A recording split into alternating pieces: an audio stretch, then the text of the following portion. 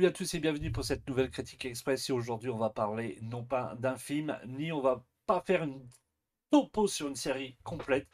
J'ai juste parlé du pilote. C'est très rare que je le fais. Je l'avais fait une fois pour Resident Evil. Je me suis bien fait chier.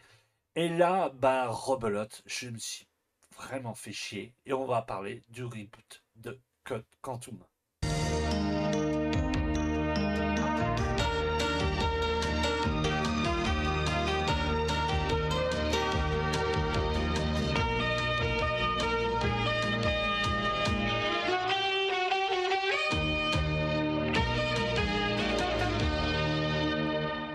Alors, Quantum Leap.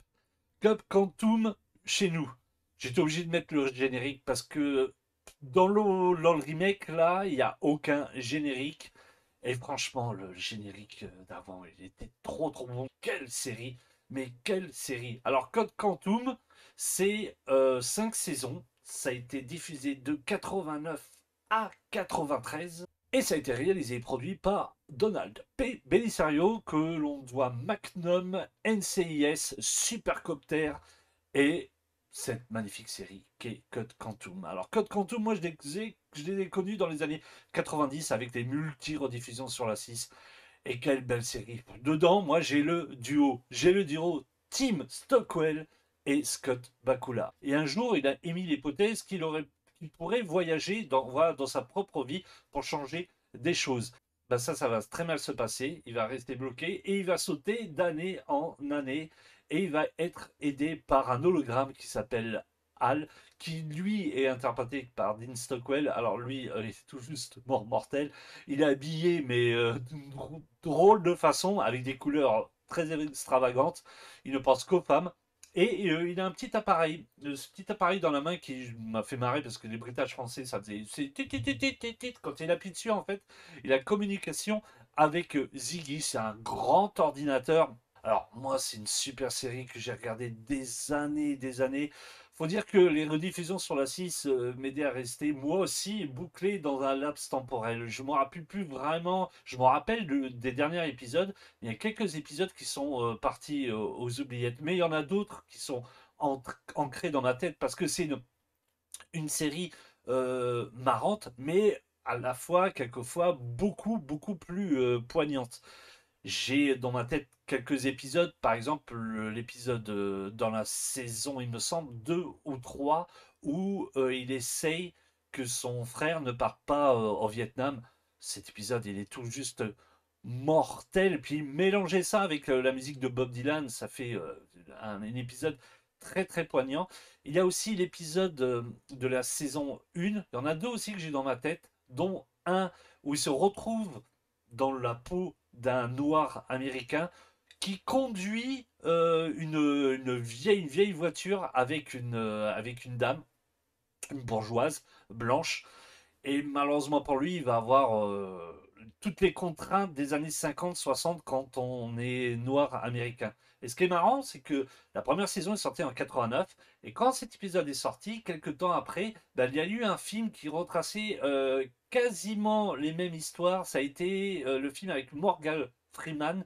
Il me semble que c'est voilà, c'est Miss Daisy et son chauffeur. Donc il est sorti en 89, et juste après cet épisode-là, le petit clin d'œil est bien marrant et cet épisode est très poignant. Il y a aussi cet épisode dans la saison 1 où il incarne un jeune homme qui essaye que sa sœur ne se marie pas avec un mec qui passe son temps à boire et à violenter les femmes. Cet épisode-là aussi il est assez poignant parce qu'il y a une bonne relation entre frères et sœurs, il y a une alchimie, il y a quelque chose. Et de toute façon, tout ça, on le retrouve dans toute la série parce qu'il faut dire que Scott Bakula, il joue super bien dedans, il est vraiment poignant, marrant, et il y a des passages très tristes. Et vous avez le fameux Hal qui est tout simplement, mais tout simplement mortel. Ce qui est marrant dans les épisodes, il n'y a que Sam qui voit Hal. Et Hal voit les gens, Hal peut parler, les gens ne le voient pas, l'entendent pas, mais il n'y a que Sam qui l'entend. Donc des coups, les gens ils regardent Sam en disant mais tu feras pas dingue tout ça. Et ça ramène des situations cocasses mélangé avec des coups, des scénarios un peu durs, parce qu'à cette époque, voilà, que ce soit problème racial ou autre chose, c'était des périodes assez dures. Mais il n'y a pas que le côté poignant aussi. Il y a aussi énormément de choses très bien dans cette série. Musicalement, on retrouve des thèmes, des musiques des années 50-60 qui est tout simplement mortel. Il y a des petits clins d'œil aussi à des artistes. Dans la saison 1, il me semble, bah ouais, c'est dans l'épisode où il essaye, enfin il évite que sa sœur sorte avec un mec violent.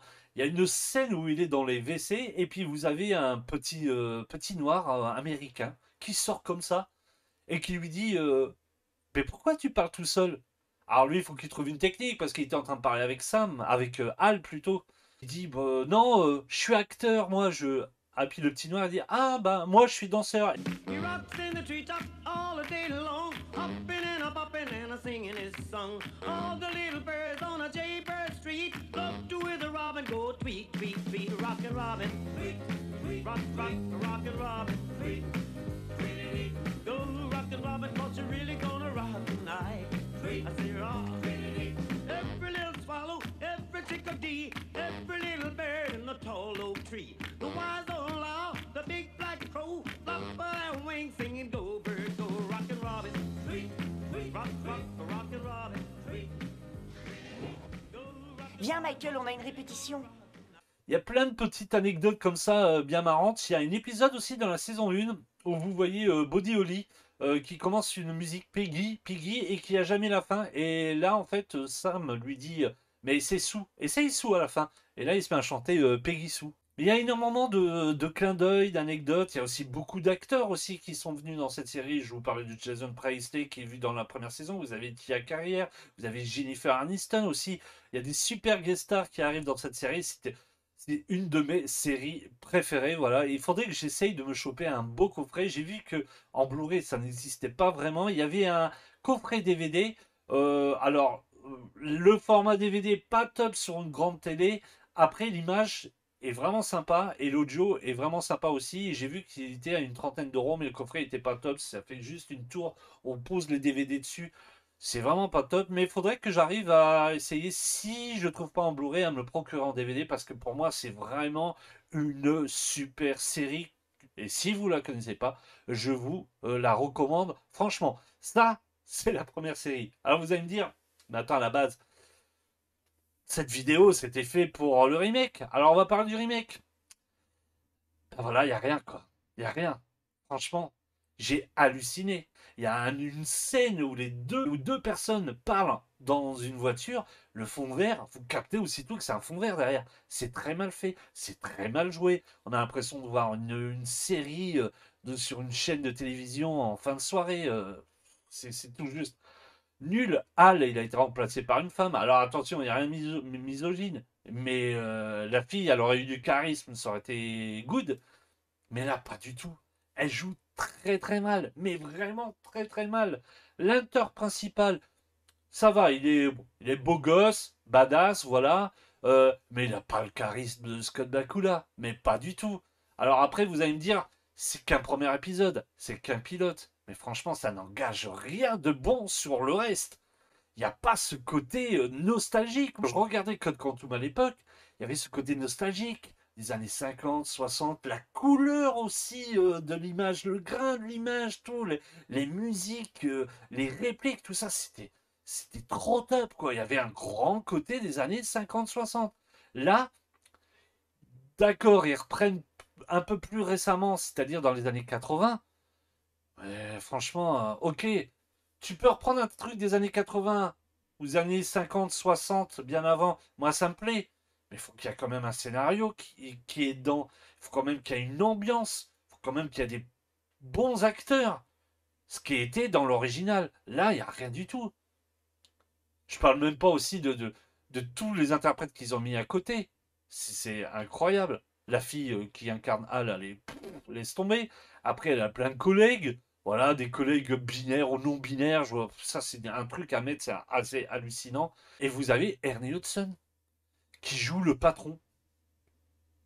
Je vois pas qu'est-ce qu'il a été faire là-dedans, qu'est-ce qu'il a été spammé là-dedans. Voilà, c'est. Non, c'est juste nul, je suis complètement déçu. Je pensais que ça allait être beaucoup mieux que ça. Bah franchement, non, c'est à oublier. Je vais avoir du mal de regarder le reste. Je pense même pas le regarder le reste. Je pense même pas parce que le premier épisode, enfin l'épisode pilote est complètement nul.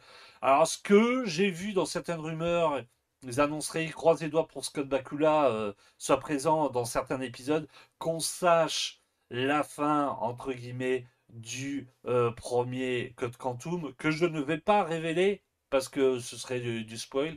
Je vous conseillerais plutôt d'aller voir vous-même la première série et vous allez voir, vous allez surkiffer.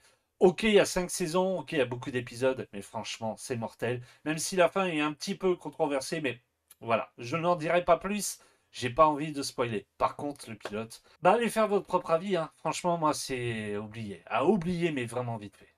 Allez, sur ce, n'hésitez pas à remplir les commentaires et continuer à jouer aux jeux vidéo et à regarder des films et séries.